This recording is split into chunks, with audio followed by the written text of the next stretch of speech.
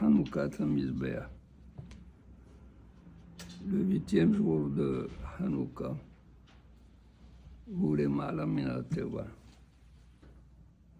Ça dépasse tout ce qui est physique, concret, tout ce qui est naturel. Ça appartient à un monde supérieur, un monde où si quelqu'un doute que la délivrance aura lieu un jour, Hanoukat HaMizbeach lui donne tort, lui donne au contraire des raisons concrètes pour croire que, de même que Akadosh Baruch Hu a délivré les Bnei Israël, ainsi il va les délivrer pour toujours. Comment on peut le savoir? Puis après, on va donner les textes qui vont parler. On sait que les Hachamim m'ont dit quel rapport il y avait entre le 25 Kislev et cette fête de Hanouka. Adam Arishon, quand il a fait la faute, il a commencé à voir les jours baisser. C'était le premier jour qu'il passait dans la vie. Il voit le premier jour, il avait une certaine durée. Et le lendemain, le jour a baissé. Puis après, le jour a baissé, il a commencé à trembler. Peut-être est-ce à cause de ma faute. Il a commencé à prier, à pleurer, à faire teshuva. Et ça lui a pris jusqu'au 25 Kislev. Le 25 Kislev, il a remarqué que les jours ont commencé à rallonger. Il a dit non, c'est un effet naturel. Il a été heureux. Il était sa mère. La lumière est revenue. Le 25e mot de la Bible, dans Bereshit, c'est Or. C'est la lumière. Quand les Bnei Israël ont construit le Mishkan, ils l'ont fini. Le 25 Kislev, il devait être monté.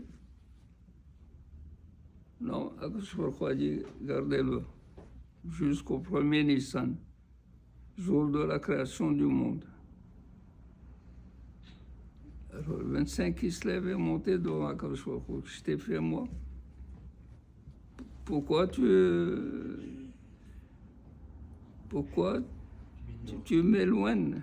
Pourquoi tu me mets dehors de cet événement extraordinaire?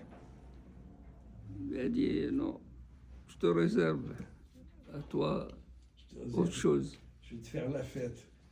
Qu'est-ce qu'il a réservé à Kadosh Baruch Hu, au Bnei Israël?